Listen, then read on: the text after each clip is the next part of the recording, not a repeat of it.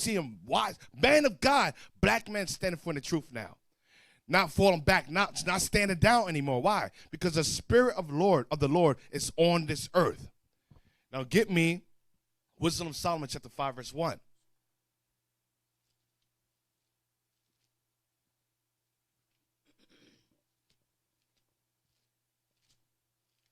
Wisdom of Solomon, chapter 5, verse 1.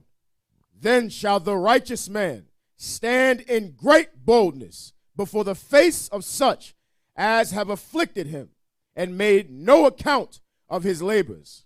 That's what you're seeing. Not only our brothers that are celebrities, our brothers that's in the media, but also us that's in this room. All these years they say that we were nobodies. All these years they say that you 3/5 of the men, that you're slaves, that you're thugs, that you could never equate to anything in your life. But now we're standing boldly against those that afflicted us, against those superpowers. America, the powerful nation on this earth. But look at us. We stand in the streets, despise everything that can be taken from us. We say, you know what? It's worth it. Because we understand there's a reward. We understand that the reward is not only the kingdom of heaven, but the reward is seeing our people wake up. The reward is seeing our people come from a dead state, standing boldly, rising, and continue the mission that our fathers left off from. Get me the next clip. With Kyrie Irving addressing the media.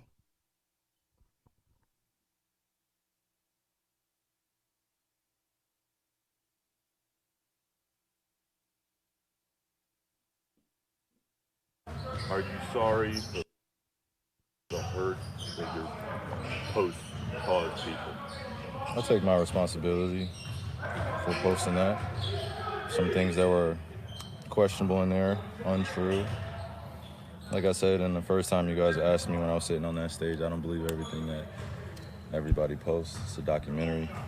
So, taking my responsibility. It seems like Adam Silver wanted to hear the word, I apologize, or in your mind, you said I didn't mean to cause any harm. Were you apologizing, or were you not apologizing? I didn't mean to cause any harm. I'm not the one that made the documentary. What are the specific things in the documentary that you don't believe are true and that you don't believe represent your wrongs? I think some of the criticism of the Jewish faith in the community, for sure. Some points made in there that were unfortunate.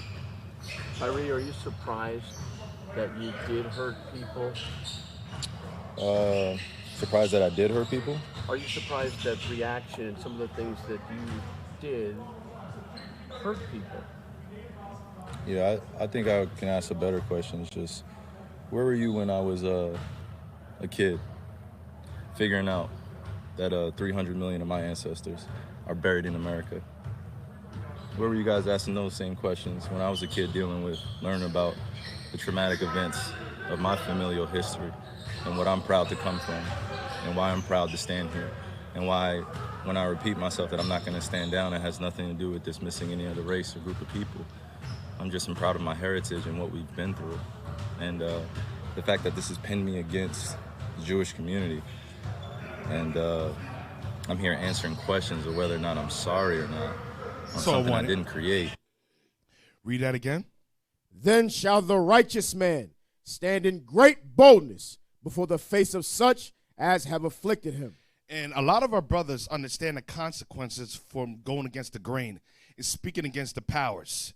Because understanding that when you speak anything or anything that is deemed anti-Semitic, which is incorrect, anything that goes against their definition or their standards, if you don't have if you don't uphold their contract or their belief system, their religious beliefs, or go against the grain, guess what? They have the right to fire you if they want to. Even though black people, the majority of the percentage that are in the sports today, basketball, NFL, we're the ones that make the sports. We're the ones that make them rich. We're the players that they go to watch. Nobody goes to see any other players, the white players or Chinese players. It's all black players that fills these stadiums. So to understand that you're putting your livelihood on the line to speak your truth and to wake your people up, that's the righteous man standing boldly. The person that didn't have a voice, giving a voice to the voiceless, or speaking for those that may be lost. That's why, Stephen Smith says, Kyrie thinks that we're lost. You are lost. That's why he's trying to bring some type of light or understanding or trying to give you a start and where to begin. Where to start the research. Even though, like I said, we don't agree everything within the documentary, but it has led some people to search it furthermore, leading them to IUIC, to Bishop of Daniel's videos, Deuteronomy 28. Welcome home. You're the Israelites. We're the 12 tribes. We're the true Jews. We had a great ancestral lineage, a great heritage, great customs, great laws. We're a great people. That's the righteous man standing boldly before our enemies, those that afflicted us, those that funded our slave trade, those that took our customs, our identity, our heritage, our land, to stand before them understanding that they have the power to indict us. They have the power to incriminate us. They have the power to shape our image. That's standing boldly, even ye. You see what they're doing, even though he's a billionaire with all his billions. Like Jay-Z said, still nigga. Look how you treat somebody, because I was listening to one thing when Andrew Tate says, he was saying that billionaires or people with status don't treat each other or see race any differently. That's not true. You could be a rich or a wealthy individual, a wealthy black man, or a billionaire, being a billionaire status. It still doesn't matter. Because money doesn't mean anything. Money, the currency in this country, doesn't even really exist. It's not real. It's just a promissory note, or it's even just numbers, digital numbers on the screen. So that doesn't really have any value or wealth to them.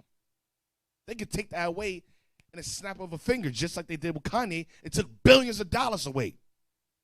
So what they're afraid of is this Bible. That's what they're afraid of. Us speaking, us waking up the masses. Read that again.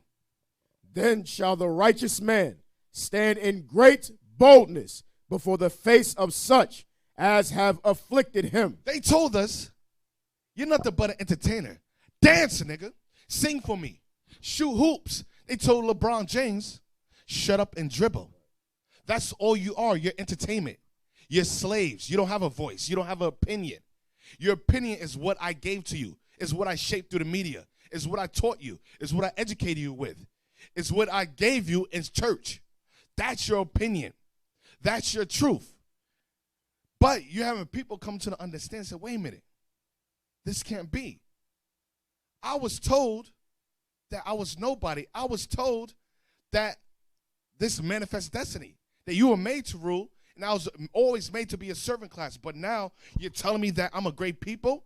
And then when I speak out of it, when I try to bring some type of light to my people, you're trying to silence my voice? You're trying to publicly lynch me? That's what we're doing. This is where we are? But I should have our people thinking more.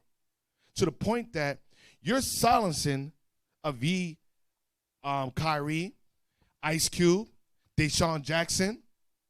Your silence actually speaks louder than when they initially made their statement.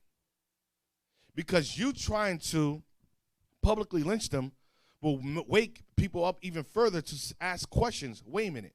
Why are they going to lengths or so far to keep this from coming out? What is it that they're saying that is detrimental to the system? What is it that they're saying that's causing any harms? What words are they saying that's causing harm to a people that are owners that have billions of dollars, that has control of the media, the radio, control of Hollywood, control of the system, control of politics, that has a military, an army, a government, a monetary system? What can words do that will cause them to come down on these people so hard if there's no truth to it? If we're niggas, if we're 3/5 of men, if we're nobodies, if we're just entertainers? Why just leave them alone, just like you leave many people alone when they post stupid videos, when they post pranks, when you have Shaq or Charles Barkley dressing? That offends me. Why not speak on that? What about when they speak on their Christian values? Or when they speak on the Islamic values or the moral science values? Why don't you go on that? But why is it every time they speak on anything, any cultural heritage points back to us being the Israelites of the Bible, why is it now a problem? You know why it's a problem? Because they try to keep that hidden from you. The elites. They understand once we wake up, once we start keeping God's commandments, their kingdom, Revelations 3 and 9, must come to pass. They must bow before us. They must answer to all the evil that they've done to us. They must answer for it. Is that it? No, sir. To his feet. When they